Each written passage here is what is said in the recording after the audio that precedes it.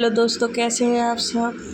तो मैं यहाँ पर लेकर आई हूँ माफिया द लवलकर का 23वां भाग। उम्मीद करती हूँ आप लोगों को ये भाग भी ज़रूर पसंद आएगा। अगर पसंद आता है तो लाइक ज़रूर करें, कमेंट करें, शेयर करें और मेरे चैनल को सब्सक्राइब भी ज़रूर करें। तो चलिए कहानी शुरू करते हैं। प्रिया की बात सुन कबीर मुस्कुरा उठा और प्रिया को एक ऑफर देता हुआ बोला, क्या तुम अपने टैलेंट को अभी से दुनिया के सामने लाना चाहती हो। प्रिया ने हैरानी से कबीर को अपनी आंखें बड़ी बड़ी कर देखा और बोली, मतलब तुम मेरे साथ ऑफिस क्यों नहीं चलती, जिससे तुम अपने इस टैलेंट में बिल्कुल परफेक्ट हो जाओगी। पर मैं कैसे। प्रिया झिझक रही थी और अंदर ही अंदर कबीर की कही बात सुन खुश भी थी। विमान ने प्रिया के हैरान चेहरे को देखा और उसके सर को सहलाते हुए बोला, जो काम तुझे बाद में ही करना है वो अभी से ही क्यों नहीं। भाई भी तेरी हेल्प करेंगे, तेरी गलतियों को भी सुधारेंगे, जिससे तू एकदम टिप टॉप डिजाइनर बन जाएगी। प्रिया विमान की बात सुन मुस्कुरा उठी और कबीर को देख बोली, ठीक है, पर मुझे पहले दादी से परमिशन लेनी होगी। उसकी चिंता तू मत कर, मैं संभाल लूँगा सब। तू बस अपने करियर सेट कर। ठीक है, थैंक यू टैडी। फिर कबीर को देख बोली, तो दादी की परमिशन के बाद कॉलेज से सीधा मैं आपके ऑफिस आ जाऊंगी। हम। कबीर प्रिया की हामी पर बेहद खुश हुआ।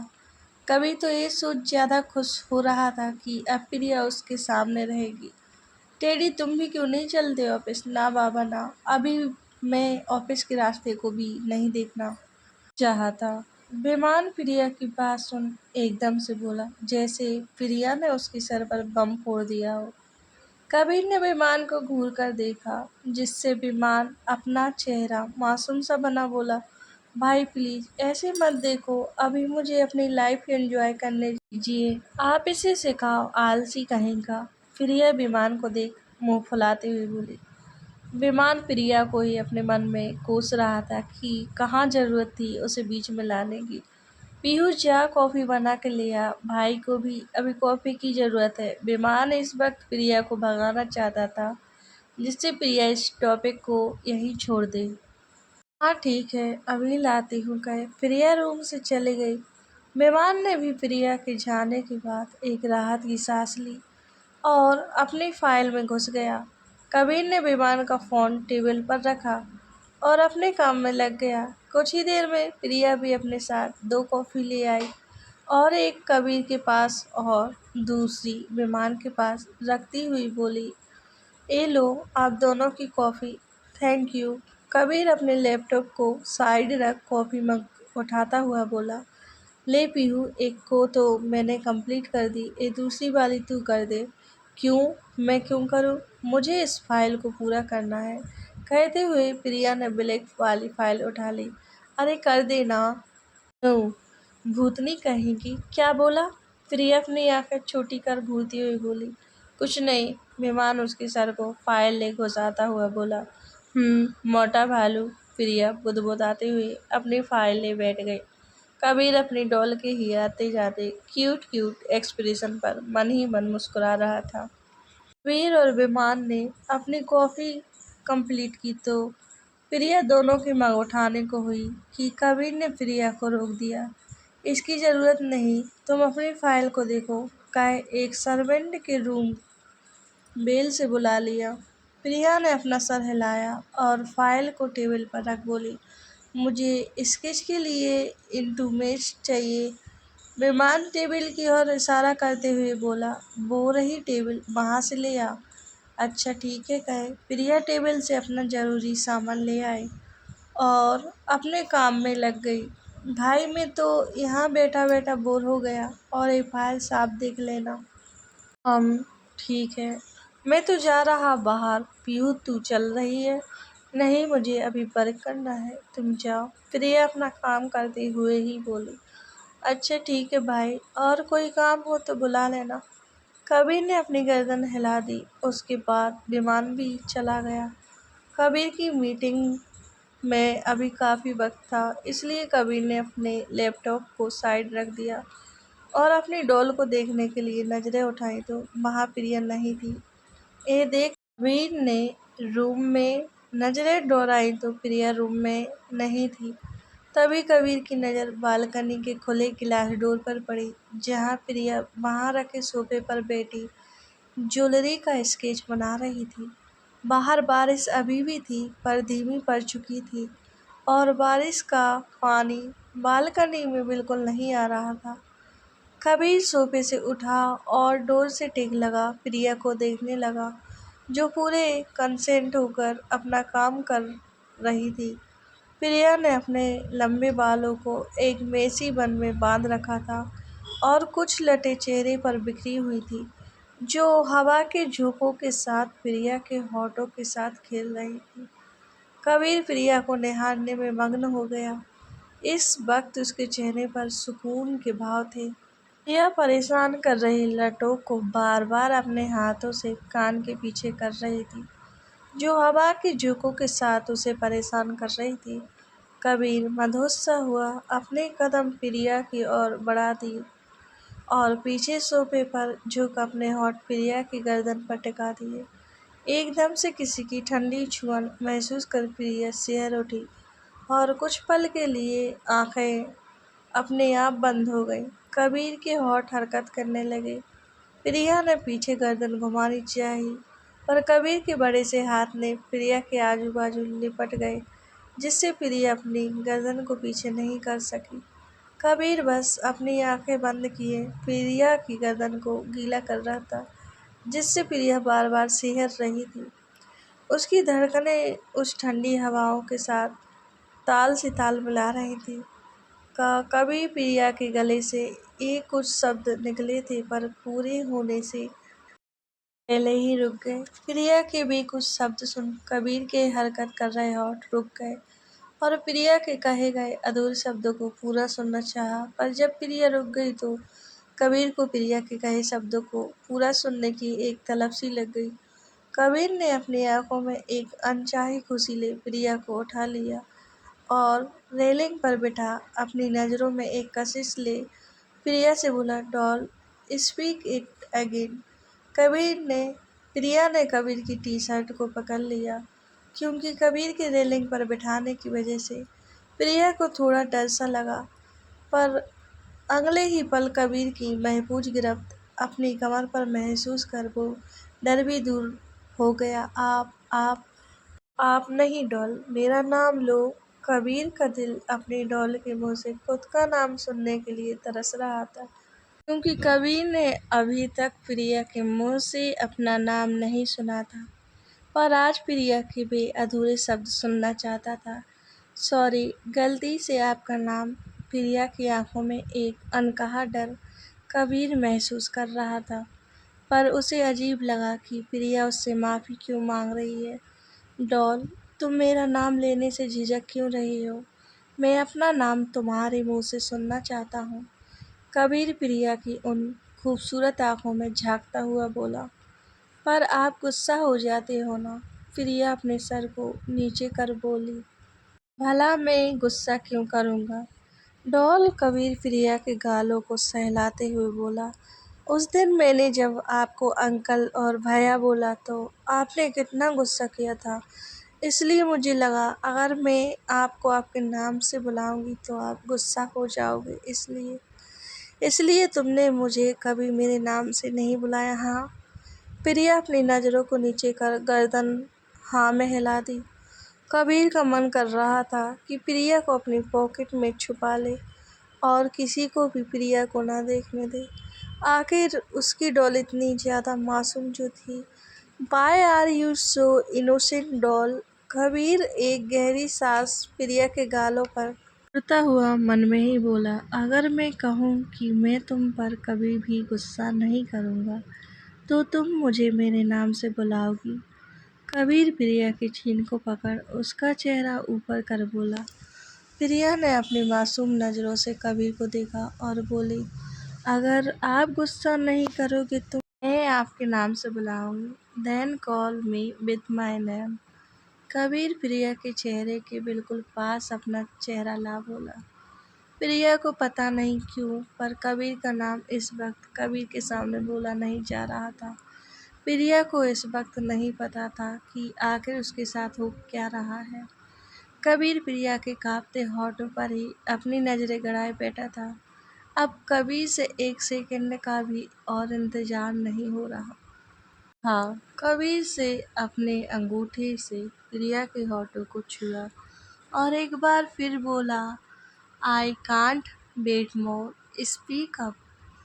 प्रिया ने हिम्मत जुटाई और एक गहरी सांस ली। आंखें बंद कर बोली, कबीर जी। प्रिया के मुंह से अपना नाम सुन कबीर को इस वक्त ऐसा लग रहा था जैसे उसके नाम से खूबसूरत दुनिया में दूसरा कोई दूसरा नाम ही नहीं है। उसका दिल इस वक्त इतना तेज धड़क रहा था मानो अभी बाहर आ जाएगा। बंस मुर कबीर। अपने होठों पर एक बेहद दिलकश मुस्कान ले बोला। प्रिया ने मासूमियत से कबीर के चेहरे को देखा, जो इस वक्त ऐसा था कि जैसे उसे कोई कीमती खजाना मिल गया हो। जी, प्रिया के हिलते होठों पर एक एक बारिश की बूंद ठहर गई।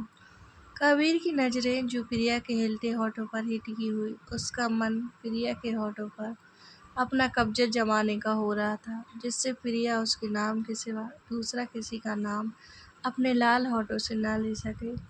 प्रिया के होठ और गालों पर दो तीन और बूंदें गिरने लगीं, क्योंकि बारिश थोड़ी तेज हो रही थी।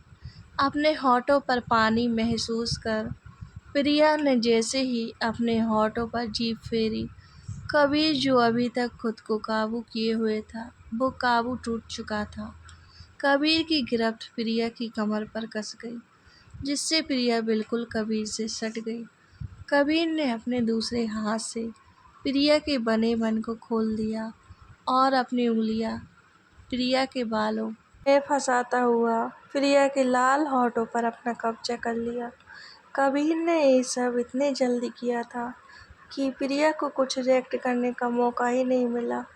कबीर बहुत एग्रेसिव हो चुका था। वो प्रिया के होठों के जैसे आज पूरा पी लेना चाहता था। प्रिया ने कबीर के कंधों पर मारना शुरू कर दिया, पर कबीर को उसके नन्हे हाथों की मार से कोई फर्क नहीं पड़ रहा था। कबीर प्रिया को पकड़े ही पीछे झुक गया, जिससे प्रिया ने जल्दी से अपनी बाहें कबीर की गर्दन में लपेट ली। ये देख कबीर प्रिया के होठों से ही लिपटा हुआ फिर से सीधा हो गया। कबीर एक पल को भी प्रिया के होठों से दूर नहीं हो रहा था। जब कबीर ने प्रिया के बाहें फिर से अपनी गर्दन में ढीली पड़ती देखी तो एक बार फिर पीछे झुक गया, जिससे प्रिया ने अपनी ढीली की हुई पकड़ कबीर की गर्दन पर कस दी। कबीर ने भी प्रिया को पूरी तरह जकड़ लिया। कबीर को किस करते हुए 10 मिनट से ज़्यादा हो रहे थे, पर उसका प्रिया के होठों को छोड़ने का कोई इरादा नहीं दिख रहा था।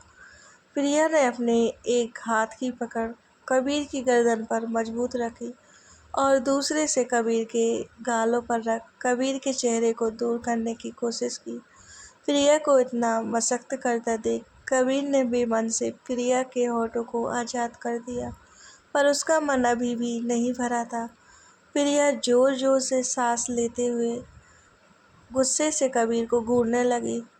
कबीर प्रिया के क्यूट से फेस पर गुस्सा देख अपने होठों पर जीभ फेरता हुआ इंटेंस नज़रों से प्रिया की आंखों में झांकता हुआ बोला, अभी तो मैंने अपनी किस भी पूरी नहीं की और तुम हाँफ रही हो। प्रिया हल्का काँप रही थी तो प्रिया के होठों को आज़ाद किया और प्रिया को देखा जो ठंड की वजह से काँप रही थी। प्रिया जो अपनी सांसों को संभालते हुए काँप रही थी, काँपते हुए ही बोली, मैं बारिश की वजह से पीछे से पूरा भीग चुकी हूँ, मुझे नीचे उतार दीजिए। तो तुमने मुझे पहले क्यों नहीं बताया? कबीर प्रिया को जल्दी से रेलिंग से उतरता हुआ बोला। कबीर प्रिया को किस करने में इतना खो चुका था, जिससे बारिश की तेज होने का उसे पता ही नहीं चला।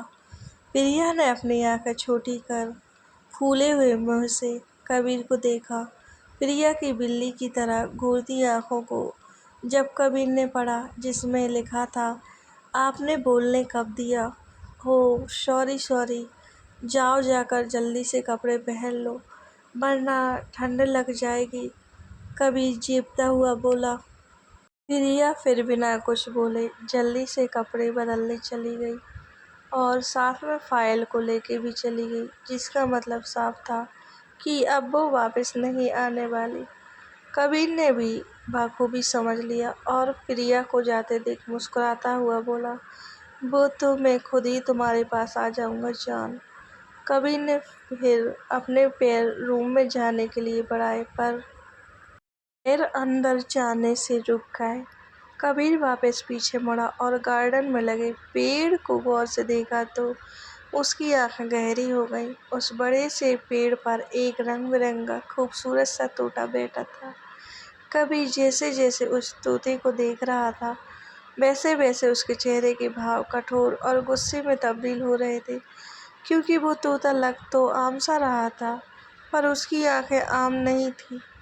कबीर के हाथ जैसे ही हरकत करने के लिए हिले तो तोता बारिश में ही उड़ गया और कमाल की बात तो ये थी कि ना तो उसके पंख भीग रहे थे और ना ही वो खुद।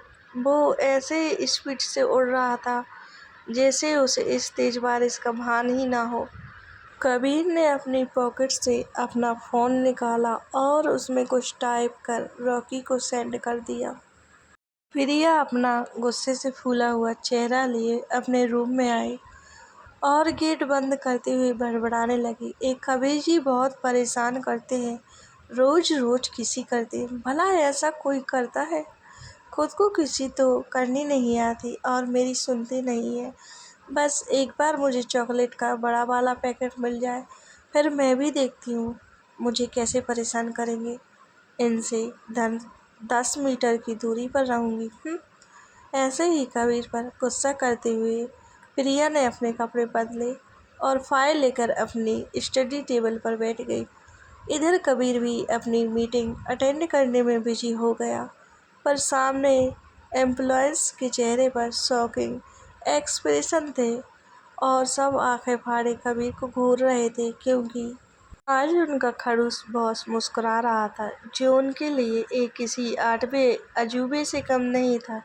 अब भला कबीर मुस्कुराए भी क्यों ना, प्रिया को परेशान जो किया था और ऊपर से प्रिया के गुस्से से फूले हुए चेहरे को याद कर खुद को मुस्कुराने से रोक ही नहीं पा रहा था। यहाँ दूसरी ओर 12 बजे के करीब बारिश बिल्कुल थम चुकी थी और सिवा आकाश के घर के आगे खड़ा था। आज किसी भी गार्ड ने उसे नहीं रोका। सिवा चलते हुए घर के अंदर आया तो सर्वेंट उसे देख आकाश को इन्फॉर्म करने चले गए और सिवा को सोफे पर बैठने का बोला।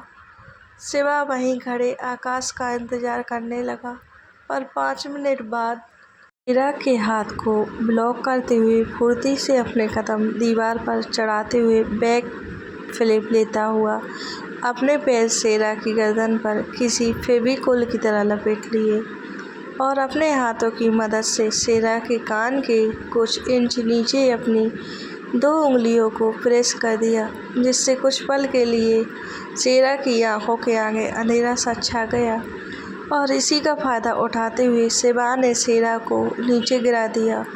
पर शेरा भी फुर्ती से अपने हाथों के बल टेक अपने पैरों को घुमाते हुए सिवा को गिराने की कोशिश की, पर सिवा ने फुर्ती से अपने पैर पीछे खींच लिए और इसी के साथ शेरा अपनी गर्दन को मसलते हुए उठा जहां सिवा ने वार किया था। इस बार सिवा शेरा के किसी भी वार को ब्लॉक नहीं कर रहा था, बल्कि अपने पतले शरीर की मदद से घूमते हुए शेरा पर बार बार वार कर रहा था।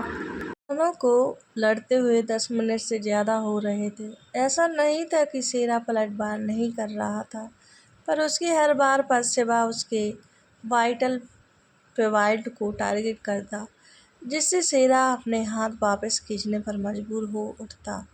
सिवा के मुकाबले शेरा की हालत ज़्यादा खराब थी।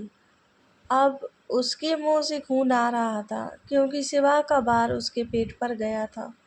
सिवा आगे बार कर ही रहा था कि उस बड़े से ट्रेनिंग रूम में किसी की रौबदार आवाज़ गूंजी, स्टॉप, और इसी के साथ दोनों रुक गए। दोनों पसीने से लबालब थे उनके बालों तक से पानी टपक रहा था। आकाश चलता हुआ दोनों के पास पहुंचा और शेरा को देखा जो बुरी तरह हाँफ रहा था। आकाश ने शेरा को सहारा दिया और सोफे पर बैठाता हुआ बोला, कैसा हाल है? आकाश की आवाज़ में एक हंसी थी। शेरा ने अपने मुंह से खून साफ किया और बोला, कैसा दिख रहा हूँ? आकाश ने अपनी हंसी दबाते हुए शिवा की ओर देखा और एक बोतल उठा उसे देता हुआ मुस्कुराकर बोला, गुड जॉब। अब इसके शरीर को आज़ाद कर दो। ये खुद तो कहने से रहा। आकाश की बात को सुन शिवा शेरा की ओर गया तो शेरा ने उसे अपने पास आते देख जल्दी से कहा, मुझे मेरे शरीर से आज़ादी नहीं चाहिए। शेरा ने आकाश के कहे शब्दों का अलग ही मतलब निकाल लिया था। आकाश, एक ज़माने में मैं तेरा गुरु था, आज मुझसे तू बदला ले रहा है। आकाश कुछ नहीं बोला और उसके उड़े हुए रंग को देख ठहाका मार हंसने लगा। शिवा बिना किसी भाव के शेरा के पास आया और उसके शरीर के 2 से 3 जगह अपनी उंगली और अंगूठी की मदद से जोर से प्रेस किया, जिससे शेरा को अपना शरीर, जो अभी तक किसी जंजीर की तरह जकड़ा हुआ महसूस हो रहा था, अब किसी फूल की तरह नरम लग रहा था। शिवा फिर पीछे हो गया और बोतल का ढक्कन खोल एक ही सांस में पूरी बोतल खाली कर दी। शेरा ने उसे देखा और बोला, तुमने ये स्किल्स कहाँ से सीखी, वो भी इतनी कम उम्र में? शिवा ने कोई जवाब नहीं दिया और शेरा को पूरी तरह नज़रअंदाज कर दिया, जिससे शेरा ने अपना मुंह बिगाड़ लिया। आकाश ने उसके बिगड़े हुए मुंह को देखा और बोला, ज़्यादा सवाल जवाब किए तो सच में ये तेरा मुंह बिगाड़ देगा। शेरा ने आकाश को घूर कर देखा और अपना मुंह फेर लिया और सोफे पर रखी बोतल को उठा पानी पीने के लिए जैसे ही ढक्कन खोलने लगा, शिवा बिना किसी भाव के बोला, अगर जल्दी नहीं मरना चाहते तो पानी 2 घंटे बाद पी सकते हो। तुम्हारे कहने का मतलब क्या है? शेरा अपने हाथ रोकते हुए कंफ्यूज लुक के साथ बोला। शिवा ने इस बार भी बिना किसी इमोशनल से जो कहा। आकाश ने शेरा के कंफ्यूज लुक को देखा और बोला, तेरे शरीर की नसें इस वक्त धीरे धीरे खुल रही हैं, इसलिए ये तुझे पानी पीने से रोक रहा है। अगर इतनी ही प्यास लगी है तो। शेरा आकाश की कही बात सुन बोतल टेबल पर फेंकता हुआ बोला, समझ गया, ज़्यादा मत बोल। आकाश फिर हंस दिया और शिवा को देख बोला, बैठ जाओ। शिवा भी सामने सोफे पर बैठ गया। शेरा ने फिर दिलचस्पी दिखाते हुए शिवा को देखा और बोला, तुमने ये सब कहाँ से सीखा? पर इस बार भी शिवा ने उसे इग्नोर कर दिया। आकाश ने शिवा को देखा और बोला, तुम्हें यही ट्रेंड करेगा, पर आज इसकी हालत। आकाश अपनी नज़र शेरा पर घुमाते हुए बोला, सही नहीं है, इसलिए आज का लेसन मैं ही तुम्हें देता हूँ। वैसे भी आज मैं बिल्कुल फ्री हूँ। शिवा ने उसकी बात पर हामी भर दी। शिवा ने इंटरकॉम से रूम में 2 कॉफ़ी मंगवाई और कुछ ही देर में सर्वेंट 2 कॉफ़ी ले आए और टेबल पर रख चले गए। आकाश ने शिवा को एक मग पकड़ाया और दूसरा खुद ले पीने लगा। शेरा ने जब देखा आकाश खुद शिवा को कॉफ़ी पकड़ा रहा है तो अजीब तरह से आकाश को देखा। आकाश ने जब शेरा को खुद की ओर देखता पाया तो बोला, क्या हुआ, तुझे पीनी है? शेरा ने अपनी गर्दन में हिला दी और अपनी आंखें बंद कर पीछे सोफे से सर टिका लिया और खुद को रिलैक्स करने लगा। आकाश कॉफ़ी का सिप लेता हुआ शिवा को देख बोला, अब तुम्हारी बहन की कंडीशन कैसी है? आकाश के सवाल पर शिवा एक पल को रुक गया और अपनी आंखों में छिपा दर्द और चेहरे पर बिना कोई भाव लिए बोला, ठीक है। आकाश की नज़रों से शिवा की आंखों में वो दर्द नहीं छुप सका और उसके बाद वहाँ शांति पसरी रही। शेरा ने भी शिवा का चेहरा पढ़ने की कोशिश की पर वो नाकामयाब रहा। अभी वो दोनों कॉफ़ी पी ही रहे थे कि एक लड़की उस रूम में एंटर हुई जो दिखने में भला की खूबसूरत थी। चेहरे पर गोरी रंगत, काली गहरी आंखें जो काजल से सनी हुई थी और गुलाबी होठों के साथ काले बाल जो कंधे से कुछ नीचे खुले लहरा रहे थे। ब्लू जीन्स ऊपर ब्लैक टॉप जिससे उसकी पतली कमर दिख रही थी और उस पर डाला ब्लैक डेनिम जैकेट में वो किसी मॉडल को मात दे रही थी। ये है आकाश की छोटी बहन जो 22 साल की है, स्वभाव की थोड़ी चंचल, मैच्योर और समझदार। नाम है बाली। भाई बाली गेट खोलते हुए जोर से बोली। आकाश ने आवाज सुन गेट की ओर देखा और बाली को देख बोला, छोटी। बाली अंदर आते हुए आकाश के गले से लग गए। आई मिस यू भाई, आई मिस यू टू। पर तू यहाँ क्यों आई? आकाश बाली के बालों को सहलाते हुए बोला, भाई मुझे आपकी याद आ रही थी। बाली थोड़ी नाराजगी से बोली, अच्छा अच्छा ठीक है, मुंह मत फुला। बाली की नज़र सेरा पर पड़ी और उसकी हालत देख अपने मुंह पर हाथ रख बोली, ओह माय गॉड सेरा भाई, ये क्या हुआ आपको? बाली सेरा की हालत देख चौंकते हुए बोली, हम ये सब नॉर्मल है। सेरा झूठी मुस्कान ले झेपटा हुआ बोला, बाकी तो सेरा का जी जानता था कि वो कितना नॉर्मल है, ही।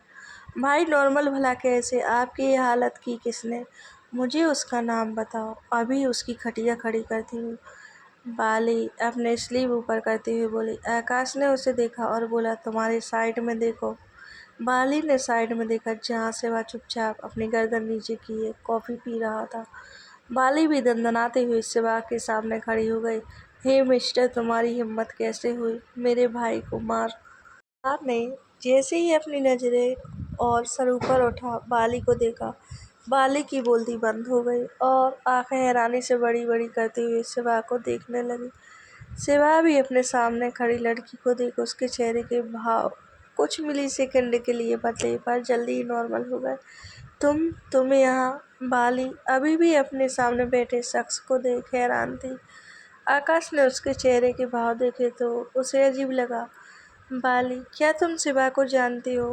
मैं बाली अभी भी हैरानी के भाव लिए सिवा को देख रही थी। सिवा के चेहरे के नॉर्मल भाव देख उसने खुद को नॉर्मल किया और बोली, भाई आखिर ये सूखी हड्डी मेरे शेर जैसे भाई की भिखारियों की तरह हालत कैसे कर सकता है? सेरा को लगा बाली उसकी फिक्र में कुछ कहेगी पर इनडायरेक्टली अपनी बेइज्जती सुन सेरा को खांसी आ गई और आकाश को उसका चेहरा देख हंसी। हाँ, इसने ही तुम्हारे भाई की ये हालत की है। यकीन ना हो तो सेरा जाओ एक बार फिर से। नहीं, सेरा जोर से सोफे पर दुबक कर बोला। आकाश उसके रिएक्शन पर जोरों से हंस पड़ा। बाली ने फिर सिवा को देखा और उसकी ओर एक मुस्कान पास कर दी पर सिवा के भाव सुन ही रहे, जिससे बाली के चेहरे के भाव बिल्कुल भी नहीं बदले और मुस्कान और लंबी हो गई। तो इसका मतलब तुम इतने ताकतवर हो कि मेरे शेर जैसे भाई की हालत खराब कर दी? बाली सिवा के पास सोफे पर बैठते हुए बोली। पर सिवा ने एक नज़र उसे देखा और कुछ नहीं बोला। आकाश सिवा के चेहरे के भाव पढ़ने की कोशिश कर रहा था कि अपने पास एक सुंदर लड़की के बैठने पर क्या रिएक्शन होगा, पर रिजल्ट जीरो। आकाश ने जब पहली बार सिवा को देखा था, आज भी उसके चेहरे के वही भाव थे। बाली, अब तुम भी सफ़र से थक गई होगी, जाओ थोड़ा आराम कर लो, फिर बातें करेंगे, अभी हमें काम है। अच्छा ठीक है भाई, मैं भी थोड़ा रेस्ट कर लेती हूँ, बाय सिवा। सिवा ने एक बार नज़र उठा बिना भाव के उसे देखा और बाली मुस्कुरा कर सेरा को बाय बोलते हुए रूम से निकल गई। सेरा ने आकाश के कान में कहा, बाली कुछ ज़्यादा ही इसके साथ प्यार से बात नहीं कर रही, कहीं ऐसा नहीं हो कि कल को ये तुम्हारा जीजा बन जाए। आकाश ने घूर कर उसे देखा तो सेरा ने अपनी बत्ती सी चमका दी। बाली फिर वहाँ से बाहर चली गई। आकाश अपनी जगह से उठा तो सिवा भी उठ गया। आकाश चलते हुए एक बड़ी सी टेबल के पास गया और ओपन बोला तो टेबल का वो गिलास 2 पार्ट में डिवाइड हो गया और ऑटोमेटिकली एक सेफ ऊपर उठ गई जिसमें हर तरह की छोटी से बड़ी बंदूकें रखी थी। आकाश ने उसमें से 3 अलग तरह की गन्स उठाए और क्लोज बोलते ही वो टेबल पहले की तरह हो गई। आकाश ये सब करते हुए सिवा पर ही नजर गड़ाए हुए था कि आखिर उसका रिएक्शन क्या हो, पर सिवा के भाव सुनने ही थे।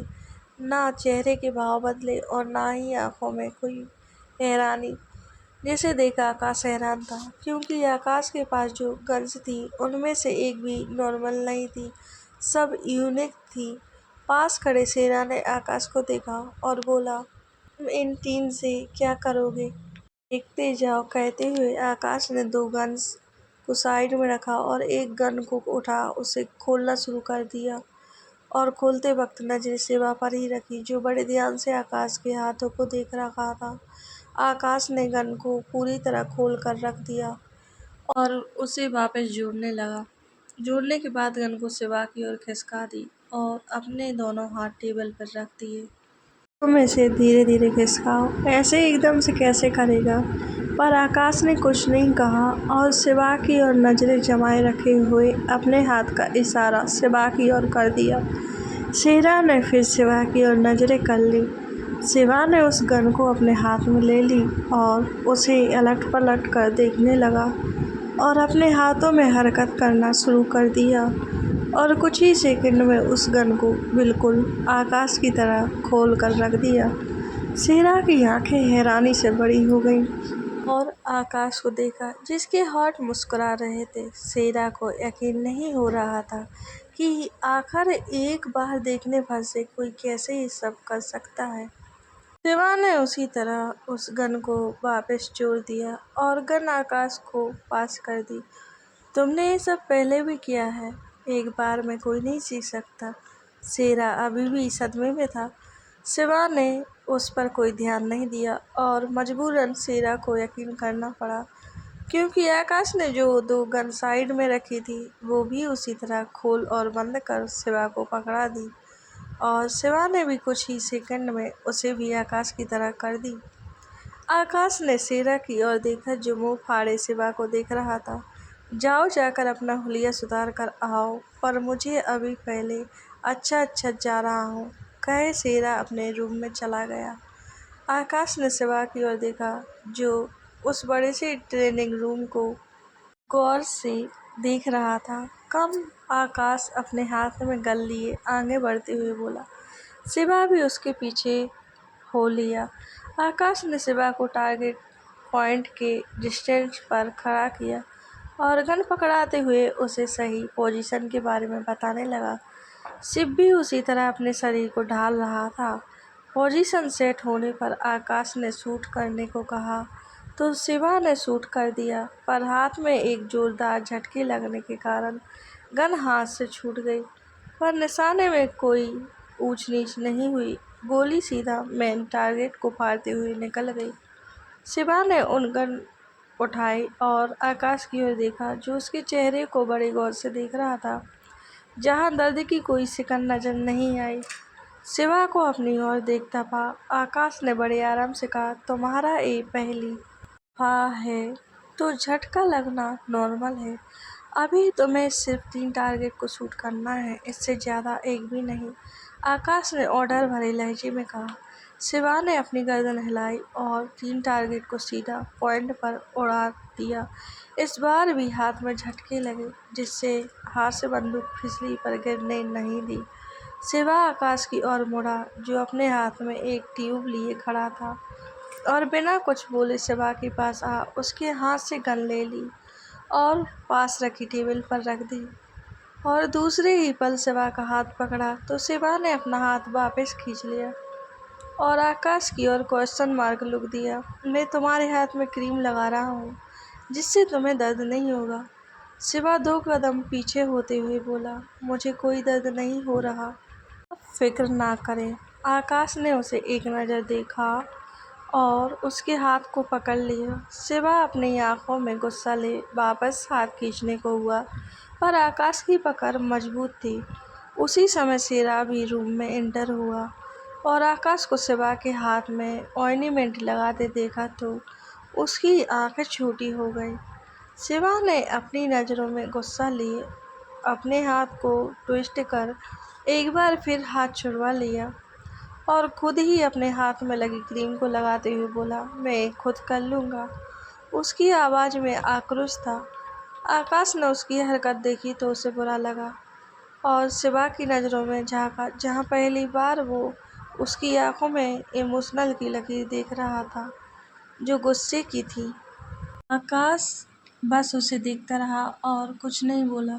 शेरा ये सब देख रहा था और आकाश के पास खड़ा हो उसके चेहरे को पढ़ने लगा, जिसमें खुद हद तक वो कामयाब रहा।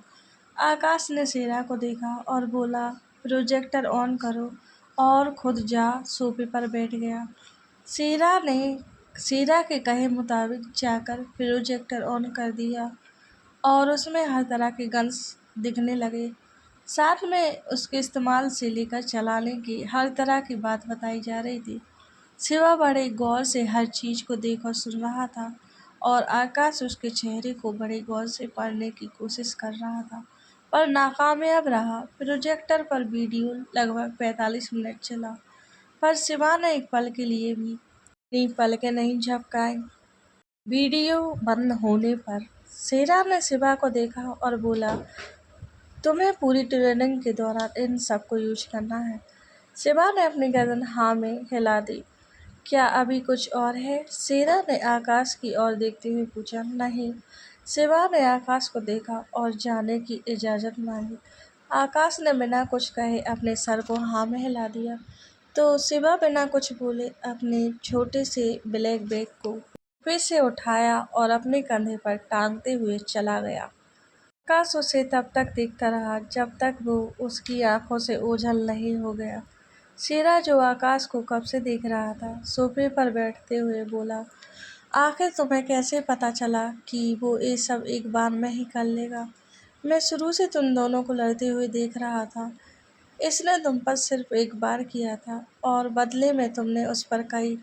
वो पूरे 2 मिनट तक तुम्हारे लड़ने की ट्रेजेडी को पढ़ रहा था और तुम समझ रहे थे कि तुम उसे पलटवार करने का मौका नहीं दे रहे। आकाश उसकी आंखों में झांकता हुआ बोला, तुम सही हो।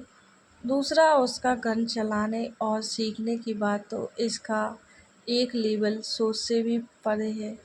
आज तक जो बंदूक मार्केट में नहीं आई, इसने बस देखने भर से चलानी सीख ली। क्या तुम भी अंदाजा लगा रहे थे कि वो कर सकेगा या नहीं? हाँ, मुझे यकीन था वो कर लेगा। बेल, एक और बात पूछूं? इस बार शेरा की आवाज में एक मजाकियापन था। आकाश ने अपने एक आईब्रो उठा शेरा को देखा। तुम इसकी कुछ ज्यादा ही सेवा नहीं कर रहे हो? और तुम्हें ऐसा क्यों लग रहा है? आकाश उसके बोलने के तरीके से उसे घूर कर देखता हुआ बोला, अरे मैं तो बस यूं ही, तुम खुद उसके हाथ में ऑर्नामेंट लगा रहे थे तो पूछा। हाँ, मुझे उसकी फिक्र थी। पहली दफ़ा गन चलाने का एक्सपीरियंस अच्छे से जानते हो ना? Of course. कैसे तुम बच्चे की तरह हाथ झटक रहे थे और 2 दिन तक तो गन से भी दूर भाग रहे थे। शेरा हंसते हुए पुरानी बात याद कर बोला, पर इस लड़के के चेहरे पर सेकंड तक नहीं थे। तो सोच लो इसमें दर्द बर्दाश्त करने की कितनी क्षमता है। आकाश अपनी सिगरेट जलाता हुआ बोला, हाँ, इतनी कम उम्र में ही जिंदगी ने बहुत कुछ सिखा दिया है इसे। शेरा भी सीरियस हो बोला। दोनों फिर कुछ देर यूं ही बातें करते हुए बाहर आ गए।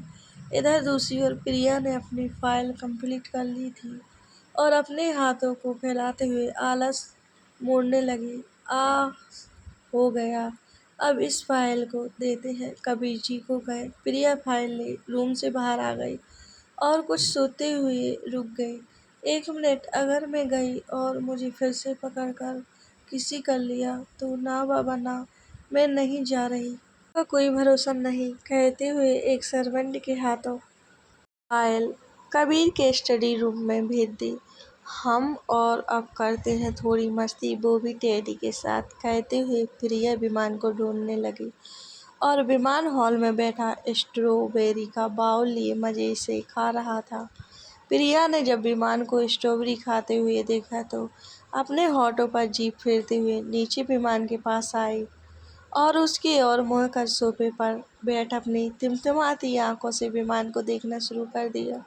विमान ने प्रिया को एक नज़र देखा और प्रिया को इग्नोर कर वापस अपने खाने में बिजी हो गया और अपना मुंह दूसरी ओर कर लिया।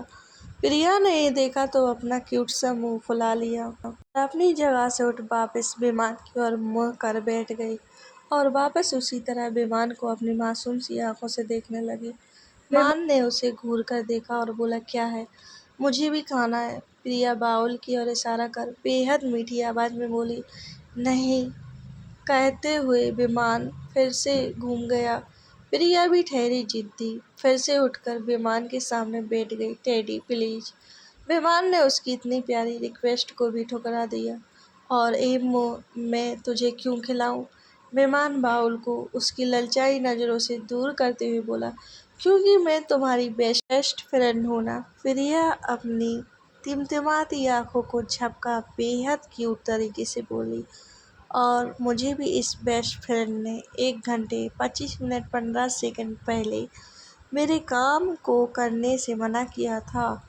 मेहमान उसकी छोटी सी नाक को खींचते हुए बोला, मैंने भला कब मना किया? प्रिया याद करते हुए बोली, क्या मेरी वाली फाइल को पूरा करने के लिए तूने मना नहीं किया था? मेहमान स्ट्रॉबेरी को चबाते हुए बोला, ओह टेडी, वो कितनी पुरानी बात। पुरानी नहीं, सिर्फ 1.5 घंटे पहले की बात है। विमान उसके पास से खिसकता हुआ दूर बैठ बोला। प्रिया भी खिसकते हुए विमान के पास आ बोली, क्यूट से टेडी, क्या तुम मुझसे गुस्सा हो? प्रिया इस बार हद से भी ज्यादा मासूमियत से बोली, हाँ, मुझे मस्का लगा रही है, जान नहीं दे रहा, भाग यहाँ से। मेहमान उसके फेंके क्यूट से जाल से बचता हुआ बोला, ओनली वन। प्रिया अपनी एक उंगली दिखाते हुए बोली, अच्छा ठीक है, अपना मुंह खोल। प्रिया ने भी झट से मुंह खोल दिया। मेहमान उसके मुंह के पास एक स्ट्रॉबेरी लाया और उसके खिलाने के बजाय खुद ही खा गया। ये देख प्रिया ने इस बार अपना मुंह गुस्से से फुला लिया। टेडी, प्रिया गुस्से से बोली, पी हूँ। जाओ, मैं अब तुमसे बात नहीं करती।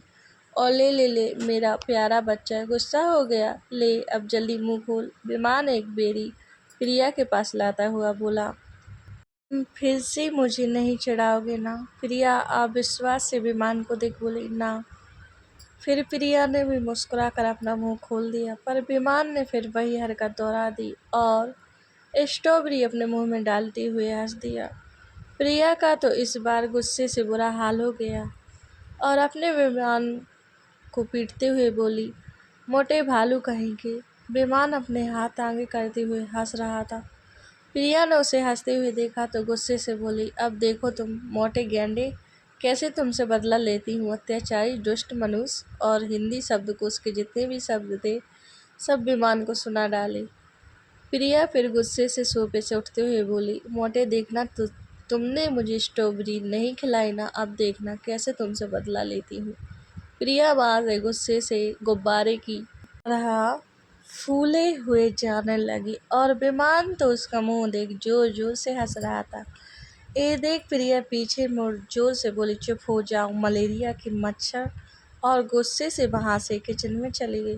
क्या कहा? मलेरिया का मच्छर? विमान एकदम से अपनी हंसी को भूल बोला और प्रिया को जाते देख जोर से बोला, पीहू की बच्ची, मोटा भालू और गैंडा तो ठीक था, ए मलेरिया का मच्छर कहाँ से लाई? पर प्रिया बिना कुछ बोले चली गई। बदमाश कहेगी। मलेरिया का मच्छर और कुछ नहीं मिला? इसे कहते हुए विमान ने अपना बाउल फिर से उठा लिया और टीवी ऑन कर बैठ गया। जब टीवी ऑन किया तो न्यूज़ ही ऑन हुई। बारिश की वजह से मलेरिया के मच्छर की तादाद बढ़ चुकी है। टीवी रिपोर्टर न्यूज़ बता रही थी और साइड में एक मच्छर की इमेज भी बनी हुई थी। विमान ने उस मच्छर को देखा तो उसमें अपना चेहरा देखा। विमान ने हड़बड़ाते हुए चैनल चेंज कर दिया। ओह माय गॉड, क्या सोच रहा हूँ मैं। हाँ, सर्वेंट ने स्टडी रूम का गेट नॉक किया। कबीर ने आने की परमिशन दी तो सर्वेंट अंदर आ फाइल कबीर के आगे करता हुआ बोला, सर ये फाइल प्रिया मैडम ने कहा आपको देने के लिए। कबीर ने अपनी आंखें छोटी कर फाइल को लिया और सर्वेंट को जाने का इशारा कर दिया। सर वो लंच टाइम हो गया है, हम। कबीर ने फिर उसे जाने का इशारा कर दिया। डॉल, अब बहुत बदमाश हो गई हो तुम। मैं भी देखता हूँ कब तक तुम मेरी नज़रों से दूर रहोगी। अब तुम खुद मेरे पास आओगी। कहते हुए कबीर के चेहरे पर एक शैतानी मुस्कुराहट थी। कबीर ने फाइल को ओपन किया तो प्रिया ने सभी डिजाइन्स को बेहद यूनिक और खूबसूरत तरीके से पूरा किया था, बिल्कुल एक प्रोफेशनल की तरह। कबीर प्रिया के टैलेंट से बेहद प्रभावित था। कबीर ने फाइल को टेबल पर रखा और किसी को कॉल किया और कुछ देर बाद बात कर फ़ोन को पॉकेट में रखा और नीचे हॉल में आ गया जहाँ मेहमान टीवी देख रहा था। कबीर की नज़रें अपनी डॉल को ढूंढने लगी जो इस वक्त कहाँ वहाँ कहीं भी नहीं थी। कबीर विमान के पास सोफे पर बैठ गया। कबीर को देख विमान ने पूछा, भाई क्या आपका वर्क कंप्लीट हो गए? हाँ हो गया। अच्छा चलिए फिर लंच करते हैं, मेहमान टीवी ऑफ करता हुआ बोला। दोनों फिर वहां से उठ डाइनिंग हॉल में आ गए जहाँ सर्वेंट लंच टेबल पर लगा रहे थे। तभी प्रिया की खिलखिलाने की आवाज़ आई जो किचन से एक सर्वेंट के साथ अपने हाथ में एक बाउल लिए आ रही थी। कबीर ने नजरें उठा सामने देखा जहाँ एक मेल सर्वेंट प्रिया के साथ ही हाथों में बर्तन लिए आ रहा था। प्रिया को सर्वेंट के साथ हंसते और बातें करते हुए देखा तो कबीर की आंखें जलन के मारे आग उगलने लगी। उसकी आंखों का रंग नीले से लाल हो रहा था। हाथों में एक पानी की कांच की गिलास पकड़ी हुई थी। इस पे ग्रेप टाइट हुए जा रहे थे और कबीर की ग्रेप इतनी ज़्यादा टाइट हो चुकी थी कि हाथों की मोटी नसें तक दिखना शुरू हो चुकी थी। और एक बैग की आवाज़ के साथ वो गिलास टूट गया और सबका ध्यान कबीर की ओर गया तो सब चौंक गए और उसके हाथों को देखा तो लहूलुहान हो चुका था क्योंकि कुछ कांच के टुकड़े कबीर के हाथ में धंस चुके थे। पर कबीर के चेहरे पर गुस्से के सिवा दूसरे किसी चीज़ की सिकन नहीं थी। मेहमान जल्दी से अपनी जगह से उठा और कबीर का हाथ पकड़ घबराते हुए बोला, भाई ये कैसे? फास्ट जाओ, जाकर फर्स्ट एड बॉक्स लाओ। मेहमान चिल्ला के बोला, शांत हो जाओ, कुछ नहीं हुआ है। ये आप क्या बोल रहे हैं? भाई देखो कितना खून आ रहा है। प्रिया भी भागते हुए कबीर के पास आई और जल्दी से कबीर का हाथ पकड़ आंखों में आंसू और भराए गले से बोली, ए खून आप मेरे साथ चलो, आओ। प्रिया कबीर को देख चिल्लाते हुए बोली क्योंकि कबीर के हाथ से बहते खून को देख उसे ऐसा लग रहा था मानो कोई उसका ही खून सूख रहा हो। हाँ भाई प्लीज़ देखो खून कितना बह रहा है। मेहमान भी कबीर से रिक्वेस्ट कर दे, परेशान सा बोला। कबीर को तो बस प्रिया किसी भी हाल में इस वक्त अपने पास चाहिए थी जो अब उसके पास उसकी फिक्र करती हुई खड़ी थी जिससे कबीर को एक शांति महसूस हुई और गुस्सा कुछ हद तक कम सा हुआ। कबीर भी फिर बिना कुछ बोले प्रिया के बार बार बोलने पर उठ गया और उस सर्वेंट को अपनी डरावनी आंखों से घूरते हुए प्रिया के साथ जाने लगा। उस सर्वेंट ने जब देखा कि कबीर कैसे उसे देख रहा है तो उसे ऐसा लग रहा था मानो कबीर उसकी सांसें रोक रहा हो। प्रिया अपने हाथ में टिश्यू ले कबीर की हथेली के नीचे रखते हुए किचन में ले गई और बॉस बेसिन के पास कबीर का हाथ ला टेप ऑन कर धोने लगी। ये कैसे हो गया कबीर जी? आपको गिलास को ऐसे कैसे पकड़ा? प्रिया लगातार कबीर का हाथ पानी से धोते हुए बोल रही थी और जब कुछ कांच के टुकड़े हथेली से निकल रही थी तो सिसक रही थी जैसे दर्द उसे ही हो रहा हो। कबीर उसे ही निहार रहा था और उसके ढेरों सवालों को सुनते हुए मुस्कुरा रहा था। पर जब उसकी आंखों से आंसू की बूंद गिरती देखी तो मुस्कान गायब सी हो गई और प्रिया से अपना हाथ छुड़वा उसके चेहरे को चीन से पकड़ ऊपर किया तो प्रिया का चेहरा आंसुओं से भरा था। ये देख कबीर को गुस्सा आ गया। आखिर तुम रो क्यों रही हो? कबीर प्रिया को इस तरह रोते देख गुस्से से बोला। प्रिया कबीर की आवाज़ से एक पल को काँप गई और ससकते हुए बोली, आपको बहुत दर्द हो रहा है ना? प्रिया एक बार फिर कबीर का हाथ पकड़ रोते हुए बोली। उसकी हिचकियाँ बढ़ गई थी। प्रिया को इस तरह रोते देख कबीर को बेहद गुस्सा आने लगा और गुस्से भरी आवाज़ में अपने दूसरे हाथ से प्रिया के आंसू पोंछते हुए बोला, अगर अब तुम्हारे आँखों से एक भी बूंद आंसू की गिरी तो कोई ज़रूरत नहीं है मेरे हाथ को छूने की। कबीर अपने हाथ को पीछे खींच बोला। प्रिया ने जल्दी से कबीर का हाथ फिर से पकड़ा और खुद के आंसुओं को मुश्किल से रोक बोली, प्लीज़ आप ऐसा मत बोलो, मैं नहीं रोऊंगी। हम कहते हुए कबीर ने एक झटके में ही अपने हाथ में फंसे कांच के टुकड़े को निकाल लिया। कबीर को ऐसा करते देख प्रिया की चीख ही निकल गई, पर कबीर के चेहरे पर दर्द की कोई भाव नहीं थी। कबीर ने फिर अपने हाथ को प्रिया के आगे कर दिया। प्रिया ने कांपते हाथों से कबीर का हाथ पकड़ा और उसे अच्छे से वॉश कर दिया। मान भी जल्दी से किचन में फर्स्ट एड बॉक्स के साथ अंदर आया और कबीर को बेरहमी से कांच निकालते देख उसका गला ही सूख गया। हाय, आराम से, आपको दर्द हो रहा होगा। विमान कबीर के जख्म देख परेशान सा उसके पास आता हुआ बोला। नहीं, सब ठीक है। प्रिया ने जल्दी से विमान के हाथ से फर्स्ट एड बॉक्स लिया और बोली, आप चलो, मैं आपके हाथ की ड्रेसिंग कर दूं। तीनों बाहर आए और प्रिया ने कबीर को डाइनिंग हॉल की चेयर पर बिठा और बॉक्स को टेबल पर रख उसे खोला और खड़े खड़े ही कबीर के हाथ को पकड़ ड्रेसिंग करनी शुरू की। कबीर ने एक चेयर को खींच प्रिया को उस पर बैठने को बोल ड्रेसिंग करने को कहा। प्रिया भी जल्दी से बैठ गई और बड़े प्यार और सावधानी से कबीर का बड़ा सा हाथ अपने हाथों में पकड़ चोट पर हल्की फूंक मारते हुए दवाई लगाने लगी। कबीर बड़े प्यार से उसे निहार रहा था। विमान भी कबीर की फिक्र करते हुए बोला, भाई क्या डॉक्टर को फ़ोन करूं? विमान, डोंट वरी, ज़्यादा चोट नहीं आई है। कबीर प्यार से विमान को अपनी इतनी फिक्र करते देख बोला, हाँ। प्रिया ने कबीर को अपनी मासूम आंखों में दर्द ले पूछा, आपको दर्द तो नहीं हो रहा है? तो चलिए दोस्तों, कहानी को यहीं ख़त्म करते हैं। उम्मीद करती हूँ आप लोगों को ये भाग ज़रूर पसंद आएगा। अगर पसंद आता है तो लाइक करें और कमेंट ज़रूर करें।